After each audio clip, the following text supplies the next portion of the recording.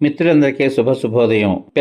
పిల్లల్లాంటి పెద్దల్ని ఎంతగానో ఉత్తేజపరుస్తూ ఆలోచింపచేస్తూ చిన్నపిల్లలకైతే వారిలో ఆలోచన రేకెత్తిస్తూ తమని తాము పెంపొందింప చేసుకునే ఎన్నో ఆసక్తికర విషయాలను తెలియచేస్తూ ఈ కథలలో పాత్రలలాగా మనం కూడా మానవత్వాన్ని మంచిని అలవర్చుకుని జీవితంలో ఉన్నత స్థానానికి ఎదగాలి అని ఆలోచింపచేసేలా చక్కని నీతిని ప్రబోధించేలా వ్రాయబడినటువంటి చిన్న కథలను పూర్తి కథలను రోజు విడిచి రోజు వింటున్నాం కదా.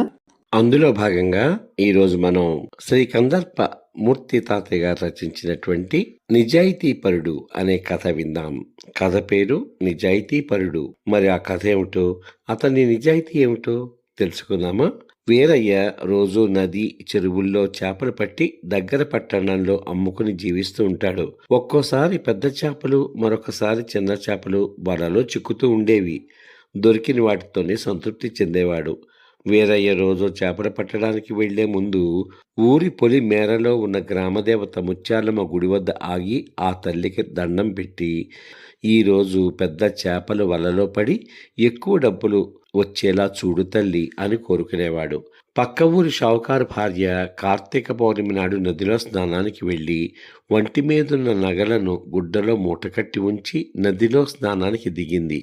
ఇంతలో దగ్గర చెట్టు మీదున్న కోతి ఆ నగల మూటను చూసి అందులో తినే వస్తువు ఏదో ఉందనుకుని ఆ మూటను పట్టుకు పారిపోయింది. చెరువు గట్టు మీదకి వెళ్ళి గుడ్డమూట విప్పగా తినేవేవి అందులో లేకపోవడంతో ఆ మూటను నదిలో విసిరేసింది. స్నానం చేసి వచ్చిన తర్వాత షావుకారు భార్య నగల మూట పెట్టిన చోట లేకపోవడంతో గట్టు మీద పరిసరాల్లోనూ వెతికినప్పటికీ కూడా కనబడలేదు. ఎవరు ఎత్తుకుపోయారో తెలియక ఇంటికి వచ్చి భర్తకు చెప్పింది.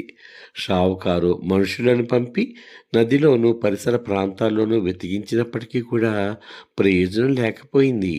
పక్క ఊరిలో ఉండే గజదొంగ సాంబడే నగల మూట ఎత్తుకుపోయి ఉంటాడు అనే అనుమానంతో పోలీసు ఠాణాలో ఫిర్యాదు చేశాడు షావుకారు. పోలీసులు గజదొంగ సాంబడిని ఠాణాకు పిలిచి నగల మూట ఎక్కడ దాచావు అని చెప్పమని చితకబాదారు. తను ఏ నగలు ఎత్తుకు రాలేదని చెప్పినా వదలకుండా ఠాణాలో బంధించారు. గ్రామదేవత ముత్యాలమ్మ మహిమ వల్ల షావుకారు భార్య నగలమూట నదిలో కొట్టుకు వచ్చి గట్టును చేపలు పడుతున్న వీరయ్య వలలో చిక్కింది.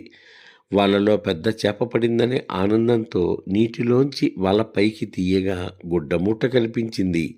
వీరయ్య ఆశ్చర్యంగా ఆ మూటలను విప్పి చూస్తే బంగారు నగలు కనిపించాయి.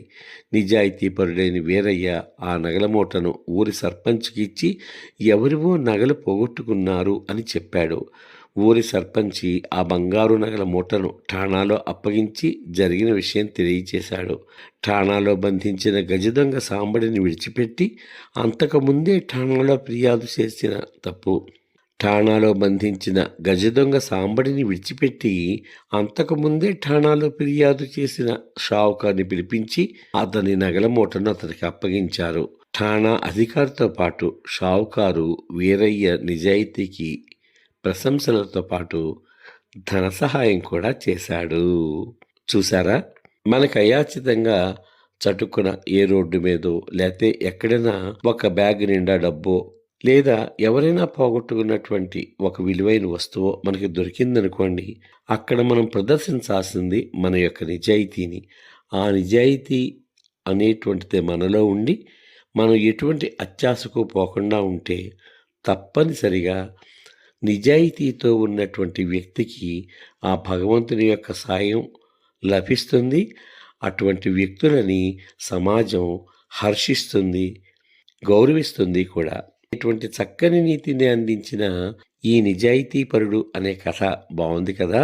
మరి ఇంత చక్కటి కథ మనకు అందించిన శ్రీ కందర్పమూర్తి తాతయ్య గారికి మన బాధ్యతగా అందరం కృతజ్ఞతలు చెప్పుకుందాము. మరి వారికి హృదయపూర్వక ధన్యవాదాలతో మళ్ళీ రేపటి భాగంలో మరో మంచి కథతో మీ ముందుకొస్తాను.